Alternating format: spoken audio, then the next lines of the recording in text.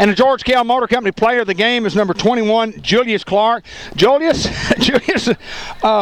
pretty good game out there in that, wasn't it? Yes, sir. How fun was it to play in one of those? It was real fun, and we shocked the state. Yes, sir, we did. Yes, not very many people gave us an opportunity. How did we do that? Tell me how we did it. Well, Coach was talking about all week. Their weakness was thinking they're looking over to the next week, and they're just looking over us. And he said we had to show them. We showed them, didn't we? Well, 5 seed most of the time doesn't. I mean, 5 seeds don't normally win, but we're not a normal 5 seed either. They got a bad draw. I said that during the broadcast, Julius. I did. I said they got a bad draw in this bracket. But I do know this: a couple of big plays. You make a huge catch down here in 3rd and long. Talk about that play first. Yeah, me and Cash in the huddle, we were going through, and we was like, the play. Right. Yeah, and then I just got separation. I concentrated on the ball, and I caught it.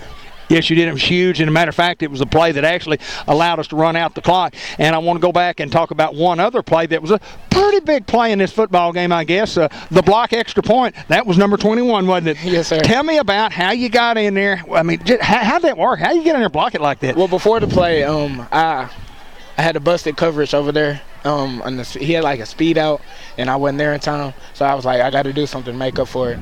So I just timed the snap, and I just did it. And the difference of the football game. The difference of the football. You play on both sides of the ball. You have opportunities to make great plays. I watch you out there blocking. You're a tremendous blocker. You're a tremendous player.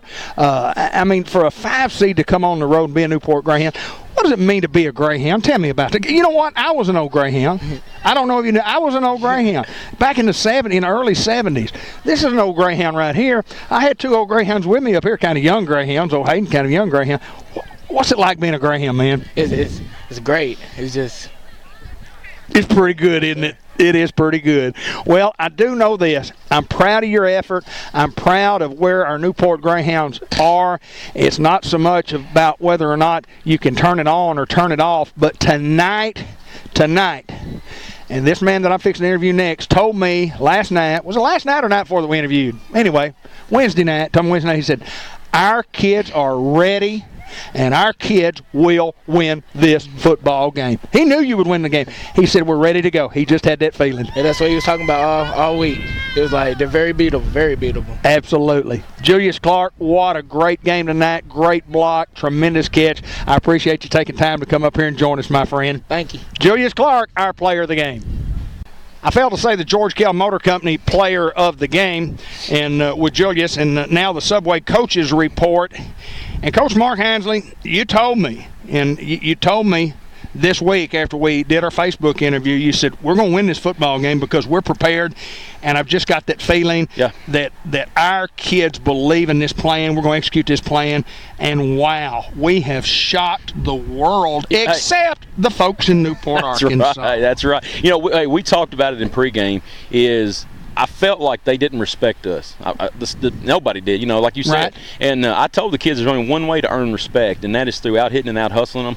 And it just happened. It just happened. Our kids played as better as I've ever seen them all year when they really had to come up with plays. And I'm just glad I'm with them. I'm glad I'm part of it. These guys score on the first play of the game about as easily as you can, and then we come right back and score, and then they score again, and then we come back and score, and it's back and forth and back and forth and back and forth. Yeah. Little Ricky Morales.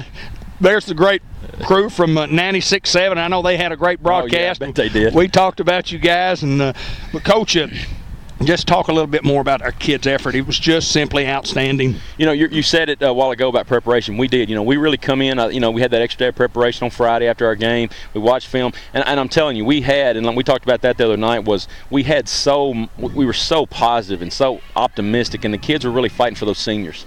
Right. They really feel, and I do too as a coach. Those seniors, I've rode them for the last 3 years. You know, they've done everything right, and that's what I'm coaching. That's what we're playing for, to keep those guys and just give them as many games as we can. And you I tell you, man, we earned the respect of this town. We earned the respect of this state tonight with a big win. Well, I don't think there's any doubt about it in the fashion in which you did it, in the fashion in which we converted, offensively on some third and longs right here down the stretch, and to keep the ball all the way down from taking it down here, way down here to way down there, and going to the knee and I know some people talk about how that's kind of a plan. Sure. We always talk about slow scoring, and slow scoring in that situation was a must. Absolutely. There's only one way to score right there, and it's a slow score.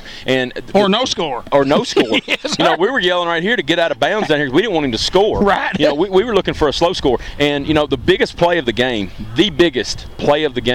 is I don't know whether even down the distance was, or the distance, but it was third and whatever, and we had to get this big conversion down here.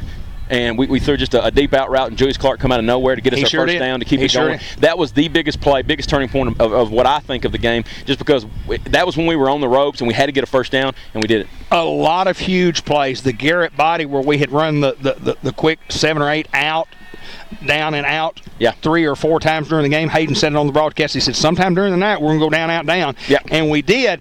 And actually, the safety came over. He was over the top. He was against the corner. Safety came over the top, and they were both kind of there. But Cash, a beautiful pass to Garrett Body, and he breaks a tackle, touchdown. They even called it on the field. They said, hey, if we do this, we're going to score. And sure enough, man, you can't get any better when kids see stuff on the field. Right. They just have a feeling about it. And he knew, and they said, we'll score on this if we do it. And just to the kids just to be in a game like that, and just to effort.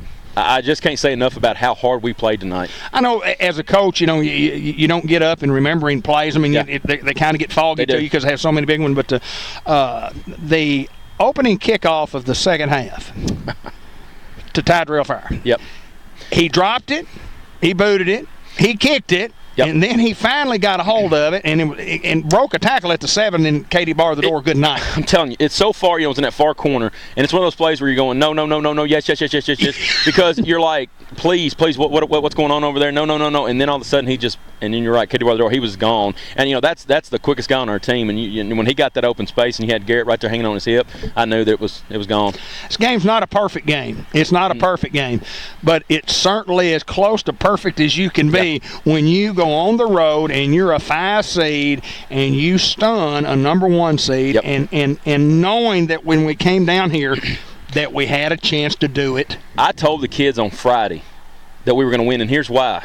Is because I felt that they're not respecting us was a weakness. Their strength was a weakness to us, and I felt like that was a weakness for them. And I also felt, we always made excuses, whether it was, every team we played was bigger than us, so they had more speed than us. And I told them there was no excuse this week. They didn't have the size advantage of us. They didn't have the athletic advantage, so we had no excuse this week. And I told them I didn't want to hear excuses, and I want to come out ready to play. And I'm telling you, they did. They did. And like we talked about, while I go off the air with Julius, is that, you always talk about when you play a game of this magnitude, and you a 5 against 1, you have to make plays in all 3 phases of the game. Absolutely. That's special teams, offense, defense. And this game really come down to a block extra point. Yeah, absolutely. And I tell these kids all the time how important special teams is, and I think they understand why that is.